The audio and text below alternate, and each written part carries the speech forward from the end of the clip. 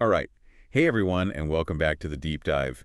Today, we're going to be unpacking a really complex, Yeah, honestly kind of disturbing part of American history. for sure. How the United States took control of land Right. that was already inhabited by Native American tribes. Yeah. We're using this super interesting YouTube video essay by Johnny Harris Okay. called How the USA Colonized the USA, Mapped, Okay. as our main source for this deep dive. Mm-hmm. It's not just about like dates and battles and stuff. Right. It really digs into the clash between America's ideals of justice Yeah, and their actions, like what they actually did on the ground. exactly. You'll see how the U.S. government tried to create this whole paper trail Oh, wow. to make it look like they were acquiring land fairly. Oh, interesting. But at the same time, they were pushing Native Americans off their ancestral homes. But they were like really trying to cover their tracks. Yeah, it was a very deliberate strategy. Wow, that's pretty messed up. Yeah, it's a story full of contradictions for sure. It is, for sure. And it all starts with this seemingly simple event, Okay. the Louisiana Purchase Right. in 1803. Yeah. You know the one where the U.S. bought a huge chunk of land from France? Huge. Basically doubled the size of the country overnight? Mm-hmm. Did they really just like double the That's size? pretty much. Yeah. Except France didn't actually own most of the land they were selling. Yeah. They were selling what were called imperial rights. Imperial rights. Basically a fancy way of saying Oh. they were giving the U.S. permission to go in and take it from the Native Americans. Oh, so they were just like, Yeah. here you go. You can go take it. Yeah, exactly. Yeah. It was basically like a green light for colonization. Oh, my gosh. So the U.S., Yeah. a nation that had just fought a war for independence from an imperial power, Mm-hmm. was now turning around and doing the same thing to someone else? Yeah. That's pretty messed up. It's a huge irony. Yeah. And you can see how the U.S. government was aware of this. They knew they needed to get the land from the Native Americans somehow. And at Yeah. first, they tried to do it peacefully Okay. through treaties and negotiations. Interesting. George Washington even said he wanted the U.S. government's dealings with Native Americans Yeah. to be based on justice and humanity. Oh, wow. So it sounds like, at least initially, they were trying to make it seem like they were doing things by the book. Yeah, they were trying to create that paper trail, Right. offering goods, services, even money in exchange for land. I see. But here's the problem. Okay. For many tribes, their ancestral lands weren't just pieces of property. Right. They were deeply connected to their culture and spirituality. It's like their whole lives. Exactly. There was no amount of money or goods that could replace that. That's so true. And as more and more settlers wanted land, Right.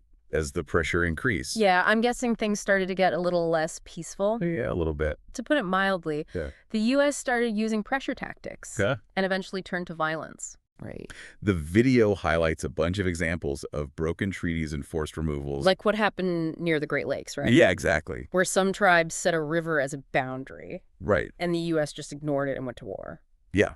They just went right past that boundary. Oh. The U.S. ended up forcing a treaty that gave them control of all of present-day Ohio. Wow.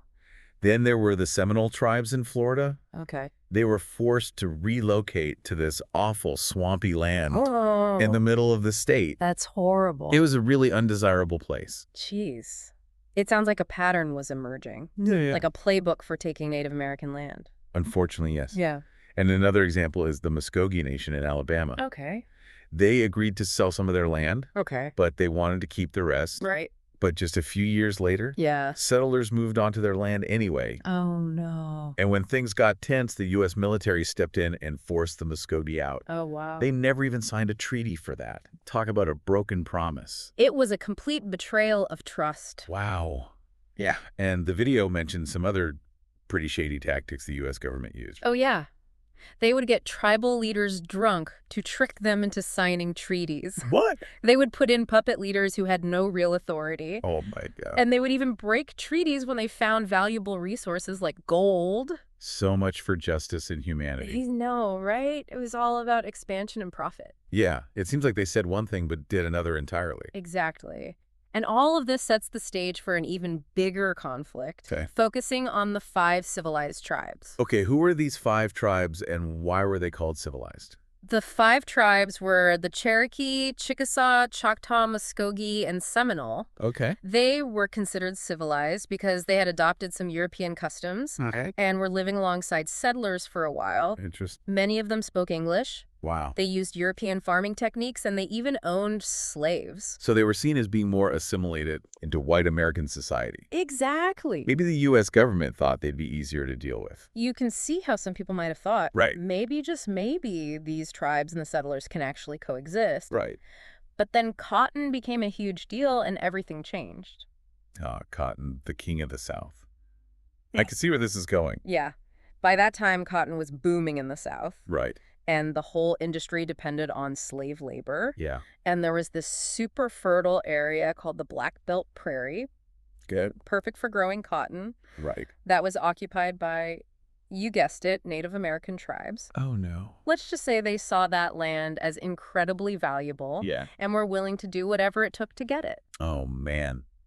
So did the 5 tribes just give in, or did they push back? Well, one tribe, the Cherokee Nation, Okay. decided to fight back in a really unexpected way. Oh, how so? They took their case to the highest court in the land, the Supreme Court. Wait, they actually sued the U.S. government? It did? And they won. They did. That's amazing. You'd think that would have been the end of it, right? You would think so. Case closed. Unfortunately, not quite. You see, the Supreme Court's ruling Yeah. needed the president to enforce it. Oh, And the president at the time was... Andrew Jackson, the guy in the $20 bill. Yeah. Wasn't he known for being not exactly a friend to Native Americans? That's putting it mildly. Jackson thought negotiating treaties with Native Americans was a joke. Really? He saw them as obstacles to westward expansion, plain and simple. Oh, wow. So how did he react to the Supreme Court's ruling in favor of the Cherokee? He basically ignored it. He's Okay. famously quoted as saying, "John Marshall has made his decision, now let him enforce it." Wow. Not exactly a champion of the rule of law. So what did he do instead? He came up with his own plan, Okay. a plan that would have devastating consequences for the 5 tribes Okay. and countless other Native Americans. He got Congress to pass the Indian Removal Act of 1830. So instead of following the Supreme Court's decision, Yeah. he just made a new law to get his way. That's pretty much what happened. The Indian Removal Act was designed to relocate Native American tribes from their land to territory west of the Mississippi River. They even used taxpayer money to fund this whole removal process. It's mind-blowing that they could just pass a law like that, It really is. taking away the rights of an entire group of people. It was a truly dark chapter in American history. Yeah. And what makes it even worse is the hypocrisy. Right. The law said it would be fair and voluntary, Yeah. but that was far from the truth. So they created this dumping ground for Native Americans, Yeah, basically. promising they would never be bothered again, knowing what we know now. Right. It's hard to believe anyone thought that would actually happen. It was a very naive and ultimately harmful idea. Yeah. And that story, sadly, is filled with a lot of suffering. It is. The forced removal of the 5 tribes became known as the Trail of Tears. The Trail of Tears. Yeah. That name alone, it's heavy, you know? It really is. The Cherokee word for this forced relocation actually translates to the trail where we cried. Oh my gosh. Between 1831 and 1838, almost every member of the 5 tribes was forced off their land. So all 100,000 people? Pretty much.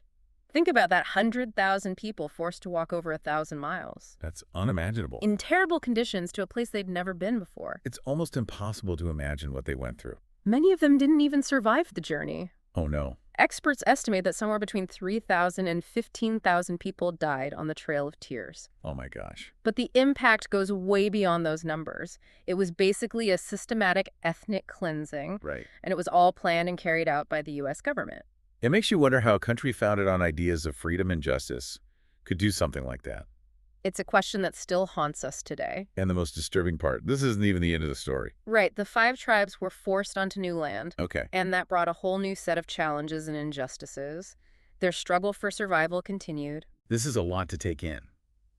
It's hard to believe this kind of systematic displacement actually happened, especially in a country that prides itself on freedom and justice. It's a dark part of our history. It really makes you think about the impact of colonization on Native Americans. Yeah. Even today. It's a legacy that we're still grappling with. Welcome back.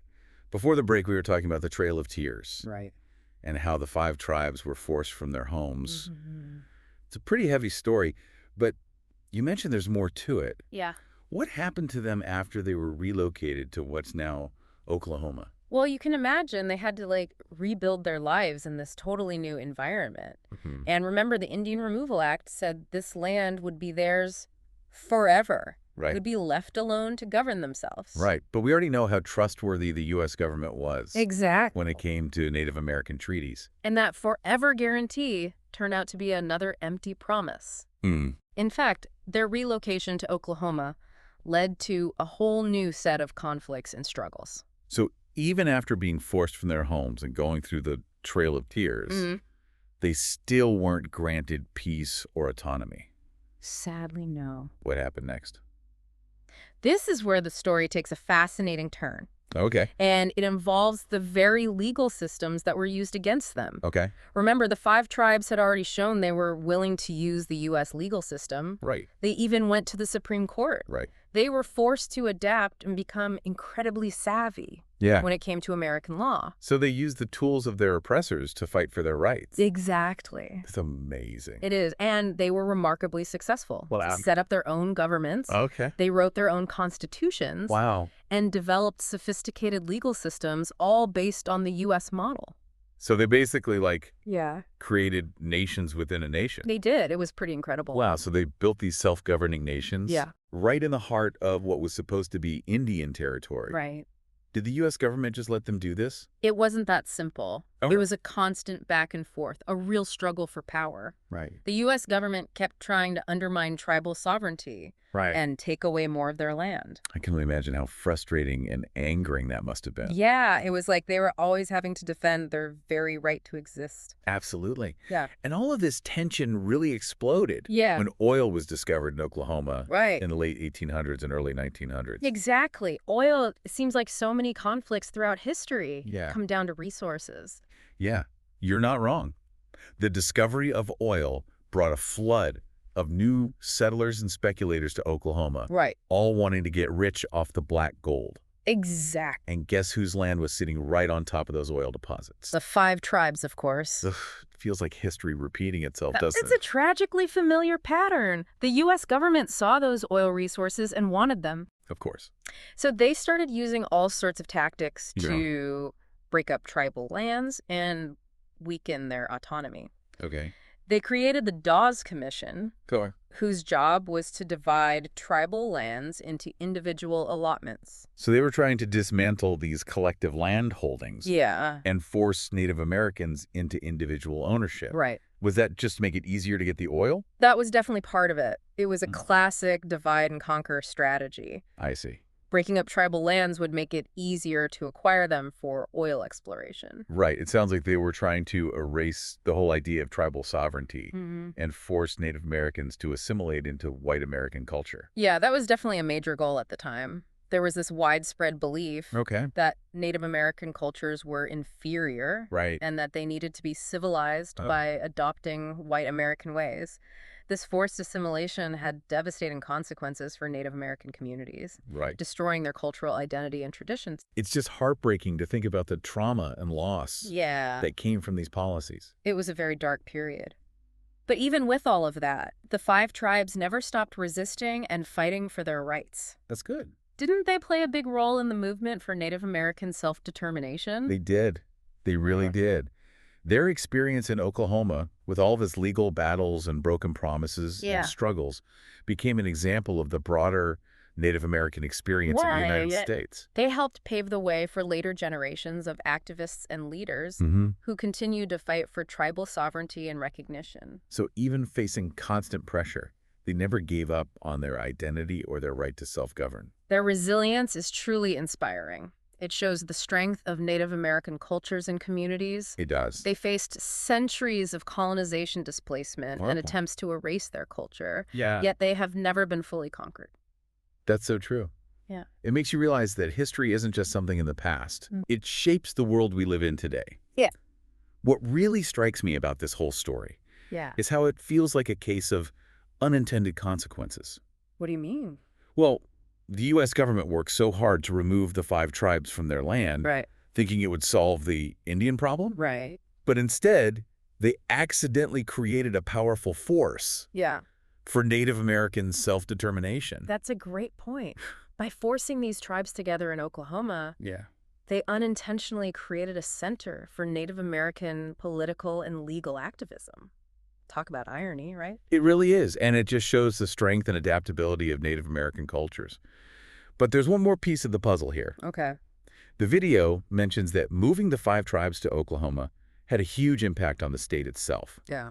and that things could have turned out very differently. You're right. When Oklahoma became a state in 1907, Okay. it was originally supposed to be a place with a large and influential Native American population. Oh, wow. Some people even thought it could become a majority Native American state. Wait, a state where Native Americans actually had a real voice in government. Yeah. That would have been incredible. It would have been a revolutionary change in how things usually went in America. Yeah. And it almost happened. So what happened? Why didn't Oklahoma become that groundbreaking Native American majority state? Well, as you might guess, there were powerful people who didn't want to see that happen. Right. The same forces behind the Indian Removal Act, Right. the same people who always tried to weaken tribal sovereignty, were still around. So they saw this possibility of Native American power as a threat Yeah. and did everything they could to stop it. Exactly. They launched a whole campaign to keep Native Americans from having too much influence Okay. and make sure white people stayed in control of Oklahoma. So they wanted to make sure that power stayed in the hands of Yeah. white Americans. Exactly. What did they do? Was it all about demographics, or were there other tactics involved? They used a bunch of different tactics, both legal and illegal. One big one was getting a lot of white settlers to move to Oklahoma. Oh, so they were trying to, like, tip the scale. Exactly. By encouraging white Americans to relocate there. Right. They purposely diluted the Native American population and reduced their voting power. So it was like they were stacking the deck against Native Americans from the very beginning? Yeah, it was a very deliberate strategy. And I'm guessing it wasn't just about numbers either. Right. Were there things like voter suppression and intimidation happening too? There were. Yeah. Absolutely. They used things like poll taxes and literacy tests, Oh. knowing that those would make it harder for Native Americans to vote. Right. And there were a lot of reports of threats and violence Oh, geez. against Native Americans who tried to vote.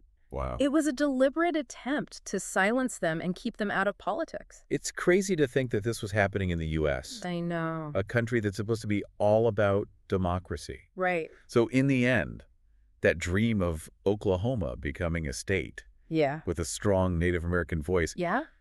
it just didn't happen. Sadly, no. The people who wanted to force Native Americans to assimilate won out. Right. And they shaped Oklahoma into a state where Native Americans were mostly pushed to the sidelines. Right. Even though the 5 tribes were so resilient and determined, the system was rigged against them.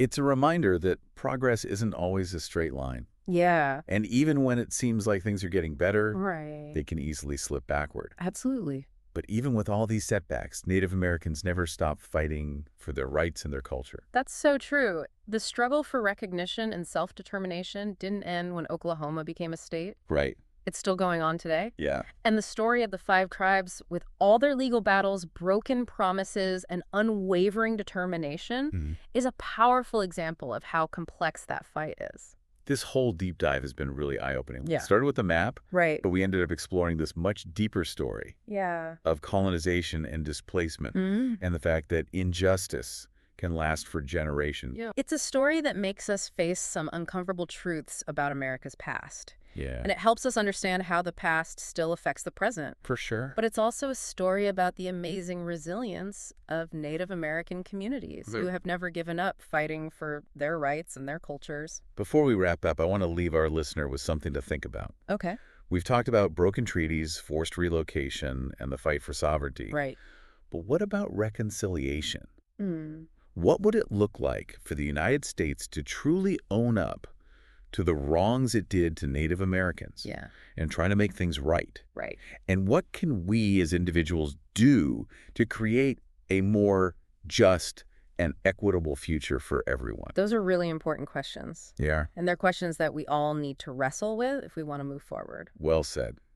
We hope this deep dive has made you curious to learn more about this part of American history and to have meaningful conversations about it. For sure. The journey towards healing and making things right is a long one, Yeah, it is. but it's a journey we need to take together. I couldn't agree more. Thanks for joining us on the deep dive.